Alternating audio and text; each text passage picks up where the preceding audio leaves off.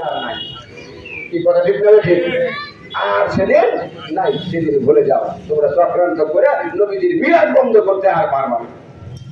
এই নবীজিকে কথা আমার আল্লাহ তাআলা বলছেন, ইয়া আইয়ুহাল্লাযীনা আমানু সাল্লু আলাইহি ওয়া সাল্লিমু তাসলিমা। আমার আল্লাহ তাআলা বলেন, ইন্নাল্লাহা, আমি নিশ্চয়ই আল্লাহ, ওয়া মালাইকা মানে ফেরেশতা, মালাইকাতুহু বহু বচন, ইউসাল্লুনা আলান নবী, আমার নবীর উপরে আমি অসংখ্য অগণিত ফেরেশতা মণ্ডলী লইয়া আমার নবীর উপরে দরুদ ও সালাম প্রেরণ করি। ইয়া আইয়ুহাল্লাযীনা আমানু, হে ঈমানদার বান্দা সকল, তোমরা যারা আমি আল্লাহর প্রতি ঈমান তৈরি করেছো, আমার রাসূলের প্রতি ঈমান তৈরি করেছো, তোমাদের প্রতি আমি আল্লাহ নির্দেশ প্রদান করলাম, তোমরাও আমার নবীর প্রতি দরুদ ও সালাম প্রেরণ করো। এটা কার হুকুম? রমজান মাস না হইলে তা খায়া লাগবে ভাই, কিন্তু সেই সময় আছে। এখন তো এই যে সময় ঘনা আছে, তাই না? আমরা সকলেই আমার নবীকে একসাথে মিলাদ ما كان محمد أبا أحد من رجالكم ولكن رسول الله وخاتم النبيين وكان الله بكل شيء عليما إن الله وملائكته يصلون على النبي يا أيها الذين آمنوا صلوا عليه وسلموا تسليما اللهم صل على سيدنا مولانا محمد وعلى آل سيدنا مولانا আজকের মাহফিল কবুল করো, আল্লাহ নসিব করো মদিনা, নবীকে না দেখাইয়া কবরেতে নিও না। আল্লাহুম্মা সাল্লি আলা সাইয়্যিদিনা মাওলানা মুহাম্মদ ওয়া আলা আলি সাইয়্যিদিনা মাওলানা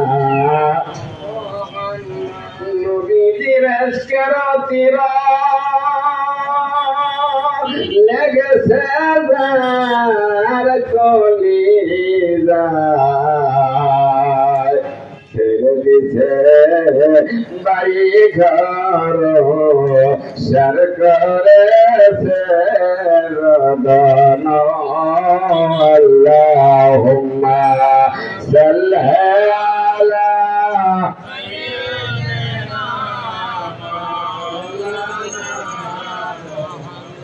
وعلى آل سيدنا مولانا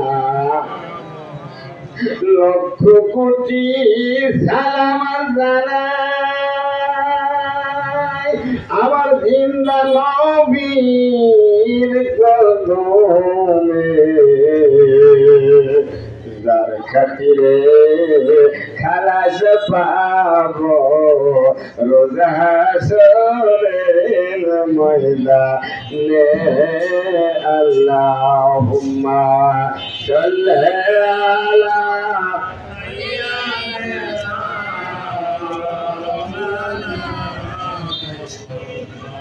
ওয়া আলা আলি সাইয়্যিদিনা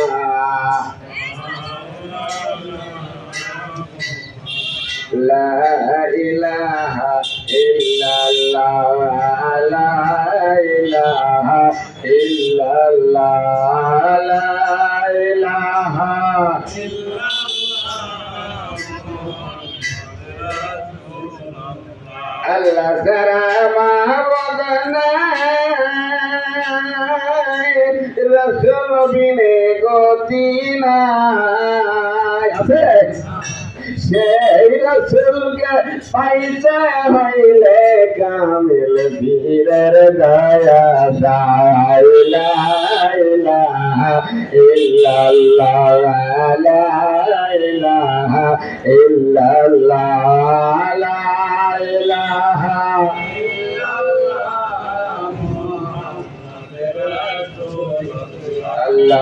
Allahumma salli ala Muhammad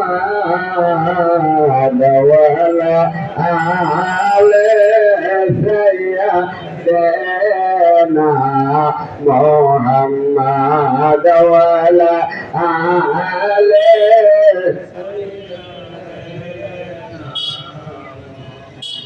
Muhammad Mustafa যদি না হইতো দুনিয়া অন্ধকারে থাকিত আল্লাহুম্মা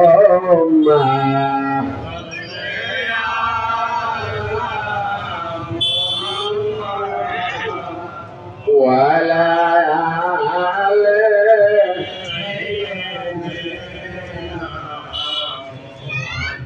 বিশ্ব সভার সভাপতি আকাই মাওলা মাহবুবে খোদা নবীদের নবী ফেরেশতাদের নবী 18,000 আলমের মধ্যে কোটি কোটি মাখলুকের নবী সেই দয়াল নবীজির প্রেম ভালোবাসা মহাব্বত অন্তরে নিয়া আমরা এখন মিলাদ শরীফ রাসূল সাল্লাল্লাহু আলাইহি সাল্লামকে নজরানা দিলাম। আল্লাহ রাব্বুল আলামিন দয়া করে মায়া করে আমাদের এই দুরূদ সালাম করি নবী পাকের রওজা মোবারকে পৌঁছায় দেন, সকলেই বলেন আমিন। আরো করে বলেন আমিন। সর্বপ্রথম আল্লাহ রাব্বুল আলামিনকে স্মরণ করছি না, এরপরে রাসূল সাল্লাল্লাহু আলাইহি সাল্লামকে স্মরণ করছি না, এরপরে ইলমে তাসাউফের শিক্ষা মোতাবেক আমি আমার আপন মুর্শিদকে স্মরণ করব। আমার সাথে সাথে সবাই করবে, আমার আকা, আমার সাহেব, আমার রাহানামা, আমার পুলিদার গোটা, আমার ইহকাল পরকালের বান্ধব, আমার দয়াল ভগবান হযরত মাওলানা সাহেবী সৈয়দ আল্লামা শাহানশা ফরিদপুরি হুজুর জিলানী সাহেবের পবিত্র কদম মোবারকে কোটি কোটি কদম বসে আরজ করছি, আরো কদম বসে আরজ করছি। আমার বাবার রেখে যাওয়া আমানত আমাদের মহানিয়ামত আলহাজ খাজা মিয়া ভাইজান মোজামিল সাহেবের পবিত্র কদম মোবারকে কোটি কোটি কদম বসি, আরো কদম বসে আরজ করছি।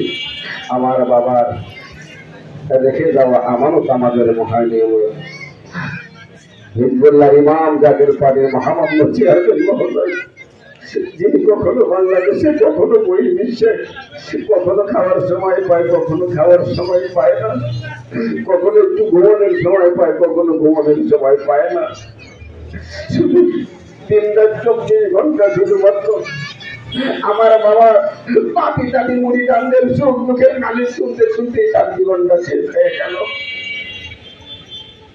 তার একটাই মাত্র উদ্দেশ্য, সেটা হলো ওয়াহাবি খারিজি শিয়া মুজাদ্দালা হলিয়া হকিয়া সমস্ত বাতিল মতবাদকে ধূলিসাৎ করে দিয়ে এই বাংলার জমিনে সত্যিকারের পতাকা উত্তীর্ণ করতে চায়। কথা ঠিক নেবে ঠিক? সেই সম্মানিত আমার চোদ্দা ভাজন ব্যক্তিত্ব, সেই নূরের কদমে কোটি কোটি কদম বসে আরজ করছি, আরো কদম বসে আরজ করছি। আমার বাবার দুই দৌহিত্র আলহাজ বড় মিয়া শাহজান মোজাদ্দেদি, মেজো শাহজান মোজাদ্দেদি সাহেবের পূজ্য পবিত্র কদম মোবারকে খাজা পরিবারের সকল সদস্যদের পূজ্য পবিত্র কদম মোবারকে কোটি কোটি কথা বলছি। উপস্থিত আজকের চাঁপাইনবাবগঞ্জ জেলার সম্মানিত সভাপতি জনাব বাবলু হোসাইন ভাইজান, আজকের মাহফিলের যে সম্মানিত সভাপতি সাহেব সভাপতিত্ব করছেন, গোলাম মোস্তফা সভাপতি জাকের পাড়ি চাঁপাইনবাবগঞ্জ সদর উপজেলা এবং দূর দারাজ থেকে আগত আমার চিত্তপ্রদানের প্রান্তীয় মুরিদ আমার মহাপতি জাতের ভাইয়েরা, ও পর্দার অন্তরালে অবলা সরলা সতী সাধকী মা ও বোনেরা, প্রত্যেকের প্রতি রহিল আমার শ্রদ্ধেয় সালাম। সকলে উচ্চস্বরে আমার সালামের জবাব দিবেন। আসসালামু আলাইকুম ওয়া রাহমাতুল্লাহি ওয়া বারাকাতুহু। প্রান্তীয় ভাইয়েরা আমার, বন্ধুরা আমার, আজকে অনেকেই জানা নাই আজকের দিন আমাদের ইসলামের জন্য বিজয়। সুবহানাল্লাহ বলেন। আল বিদায়া ওয়ান নিহা কিতাবের মধ্যে উল্লেখ 624 হিজরি 17 রমজান বদর প্রান্তে। আমি কিন্তু ভাঙা ভাঙা করে বলছি, বলার সুবিধা হয়। 624 হিজরি 17 রমজান বদর প্রান্তে যুদ্ধের মাধ্যম দিয়া আল্লাহ তাআলা ইসলামের বিজয় দান করেছিলেন। বলেন সুবহানাল্লাহ। 17 রমজান যদি হয়, তাহলে রোজা না থেকে কি যুদ্ধের ময়দানে গেছিল? রোজা না থেকে কি যুদ্ধের ময়দানে গেছিল? রোজা রাখাই যুদ্ধের ময়দানে গেছিল। যাবার পরে আল্লাহ তাআলা রোজাদারদের মুখের দিকে তাকাইয়া কি করছে? অসংখ্য অসংখ্য ফেরেশতা আসমানি জগৎ থেকে নামায়া ছোট্ট ছোট্ট দুই বাচ্চা মাআজ আর মুআজের মাধ্যম দিয়া আল্লাহ তাআলা আমার নবীর দুশমন আবু জেহেল, আবু সুফিয়ান, উতবা সাহেব ওদেরকে খতম করে দিচ্ছে। কথা ঠিক নেবে ঠিক, কিন্তু ওসিলা কেন? ছোট্ট ছোট্ট 11 বছরের এক বাচ্চা, 13 বছরের এক বাচ্চা। হ্যাঁ, এই দুই বাচ্চার মাধ্যম দিয়ে আল্লাহ তাআলা আমার নবীর দুশমন, ইসলামের দুশমন নিপাত করে দিয়েছিল। কথা ঠিক নেবে। সেই মাহে রমজান আমাদের মাঝে আসছে। এই মাস অত্যন্ত ফজিলতপূর্ণ মাস, এই মাস অত্যন্ত বরকতপূর্ণ মাস, এই মাস কোরআন নাজিলের মাস। কি ভাই, এই কোরআন নাজিলের মাস না? আমার প্রাণের ভাইয়েরা, আমরা যদি সেই কোরআনকে জিজ্ঞাসা করি, আমি সেই সিরাজগঞ্জ থেকে আসছি, অত্র এলাকার মানুষ যদি আমাকে জিজ্ঞাসা করে, মৌলানা সাহেব আপনার অ্যাড্রেস বলেন, আমাকে বলতে হবে কি হবে না? হবে কি হবে না? আমাকে বলতে হবে আমার নাম, আমার বাপের নাম, আমার সৌদ্য গোষ্ঠীর নাম। কি কথা ঠিক নেবে? না বললে কি আমাকে এখান থেকে যাইতে দেবে? উপরে ফিটফাট করে সদরঘাটও তো হইতে পারে। কি করে ঠিক নেই? এরকম আমার মতো লেবাদের কত মানুষ ডাকাতিও করে, ঠিক করে না? আমার মতো লেবাদের কত মানুষ চুরিও করে না? তাহলে আমাকে পরিচয় ঠিক মতোই দিতে হবে, নইলে বিপদ আছে। আমার প্রাণের ভাইয়েরা, সেই কোরআনকে যদি বলা হয়, হ্যাঁ কোরআন তোমার বাড়ি কোথায়, কোরআন উত্তর দিতে পারবে কি পারবে না? কোরআন সুন্দরভাবে স্পষ্ট ভাষায় কম্পিউটারের মতো টাচ টাচ করে বলে দিচ্ছে, বাল হুয়া কুরআনুম মাজিদ। আল্লাহু আকবার। কোরআন সুন্দরভাবে বলে দিল আমার বাড়ি লাউহে মাহফুজে। সুবহানাল্লাহ বলেন। তাহলে আমরা জানতে পারলাম, আমরা যেই কোরআনে পাক তেলাওয়াত করি, সেই কোরআনের বাড়ি হলো লাউহে মাহফুজে। কি কথা ঠিক নেই? আবার প্রাণের ভাইয়েরা, সেই কোরআনকে যদি বলা হয়, হে কোরআন তোমার বাড়ি লাউহে মাহফুজে, তুমি এই দুনিয়াতে শুভ আগমন করেছো কোন দিনে, কি মাসে? বলতে পারি কি পারি না? আমি বলতে পারবো না। কোরআন জবাব দিতে পারবে কি পারবে? আমি কোরআনের কাছে প্রশ্ন করলাম, হে কোরআন তুমি কোন মাসে এই দুনিয়াতে এসেছ? কোরআন সুন্দরভাবে জবাব দিতেছেন, শাহরু রমাদানাল্লাযী উনজিলাহু ফীহিল কুরআন।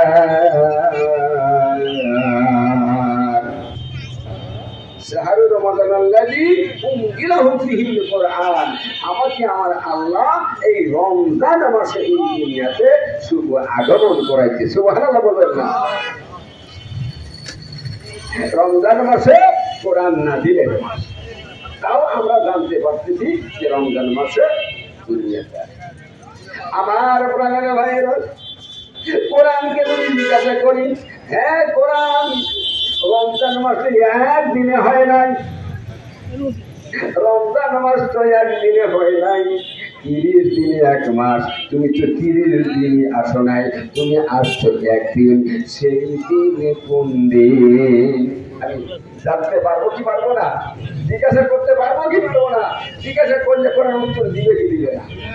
আমার প্রাণের ভাইয়েরা, সেই কোরআনকে আমি প্রশ্ন করলাম, হ্যাঁ কোরআন তুমি কোন দিনে এসেছ? কোরআন সুন্দর ভাবে আমাকে টাস টাস করে কম্পিউটারের মতো উত্তর দিচ্ছে, লাইলাতুল কদরি খায়রুম মিন আলফি শাহর। আল্লাহু আকবার। আমার প্রাণের ভাইয়েরা, কোরআন সুন্দর ভাবে উত্তর দিতেছে, লাইলাতুল কদর যেই দিন হবে রমজান মাসের শেষ দশকের মধ্যে, যেই দিন বেজর সংখ্যা দিন হবে, সেই দিন হলো লাইলাতুল কদর। ওই দিনে আমার আল্লাহ তাআলা আমাকে এই দুনিয়ায় প্রেরণ করেছে। সুবহানাল্লাহ বলেন। আমার প্রাণের ভাইয়েরা, বলা আজকে আর রমজান মাসে কথা বলা যায় না, তারপরেও বলতেই হবে। আমার প্রাণের ভাইয়েরা, সেই রমজান মাসের এত ফজিলত কেন? রোজা রাখলে যে সওয়াব, আবার ইফতার করালে সেই সওয়াব, কথা ঠিক নেই, সমান সমান সওয়াব। এই রমজান মাসের আমার নবী বংশের একজন সৈয়দা বিধবা মহিলা এক মুসলমান ব্যক্তির সওদাগরের কাছে যাইয়া ইফতারের জন্য সওয়াল করলেন যে, আমি নবী বংশের মহিলা, আমি বাইরে পর্দার খেলা করে আমি যাইতে পারি না, আমার 2টা সন্তান ছোট্ট ছোট্ট, ওই রকম আমি বাইরে কোনো কাজকর্ম করতে পারি না। আপনি আমার দাবি ভাই, মুসলমান ভাই, আমি রোজাদার, আমাকে কিছু খাবারের ব্যবস্থা করে দেন। এখন সওদাগরে বলছে, তুমি যে নবী বংশের মহিলা, তার পরিচয় কি আমি জানতে চাই। বলে, আমার পরিচয় এর চাইতে আর বেশি কিছু নাই। আপনি যদি জানতে চান, 11 মর্তবা দরুদ শরীফ পড়ে আমার নবীজিকে জিজ্ঞাসা করেন। আপনি যদি মুসলমানই হয়ে থাকেন, 11 বার দরুদ শরীফ পড়ে আমার নবীজিকে জিজ্ঞাসা করেন যে ওই মহিলা আপনার বংশ, তাহলে আমার ওই সওদাগর ওই দিকে খেয়াল না করে মহিলাটাকে কিছু দিল না, ইফতারের ব্যবস্থা করে দিল না। পাশে একটা বিধর্মিয়া ছিল, বলতেছে, বোন তুমি 2টা বাচ্চা নিয়া আমার হাওলায় যদি থাকো, তাহলে আমি তোমার খাবারের ব্যবস্থা, তোমার পরনের ব্যবস্থা আমি তোমার বাড়িতে প্রত্যেক দিন পৌঁছায় পৌঁছায় দেব। সুবহানাল্লাহ বলে। যখন সৈয়দা মহিলা স্বীকার করে নিলেন, স্বীকার করে নেওয়ার পরে তার বাড়িতেই থাকে, কিন্তু ওই বিধর্মী সমুদ্র সরবরাহ করে। রাত্রিতে ওই সওদাগর কিছুই দিল না, রাত্রিতে স্বপ্ন দেখতেছে কিয়ামত শুরু হয়ে গেছে, হাসর নাসর শুরু হয়ে গেছে, কিন্তু হাসরের ময়দানে তামার জমিন হয়ে গেছে। ওই হাসরের জমিনের মধ্যে দ্বিতলা অট্টালিকা দেখা যায়। সেই অট্টালিকার সামনে একজন মানুষ দাঁড়ানো আছে। সেই মানুষকে যাইয়া বলতেছে যে, বাবা আপনি কে? দরজাটা খুলে দেন, আমি পেরেশানিতে আর বাঁচি না, আমি ঘরের মধ্যে যাইয়া একটু শান্তি উপভোগ করব। বলে, তুমি কে? বলে, আমি মুসলমান। বলে, তোমার পরিচয়টা আগে দাও। তুমি যে মুসলমান, তার পরিচয় এই জিনিসটা ওই যে প্রতিশোধ তুমি জিজ্ঞাসা করছিল ওই মহিলাকে, এখানে আবার ওই ওনাকে আবার সেই পরিচয়ের কথা বললো। তখন বলতেছে, বাবা আমি তো মুসলমান। বলে, মুসলমান হইলে তার পরিচয় দিতে হবে। এই ঘরের দরজা আমার খোলার মতো ক্ষমতা নাই, এই ঘরের দরজা খোলার মতো চাবি আছে এই ঘরের মালিকের কাছে। বলে, মালিক কেটা? বলে, অমুক এলাকার বিধর্মী। বলে, সে এই ঘরের চাবি কেমন করে পায়? বলে সে কেমন করে পায় তার কাছে যাইয়া জিজ্ঞাসা করো। তখন সেই সওদাগর ঘুম থেকে জাগ্রত হলেন। হওয়ার পরে তিনি আর বিছানায় থাকলেন না, ওই বিধর্মীর কাছে যাইয়া বলতেছে, বিধর্মী ভাই, তুমি ওই জান্নাতের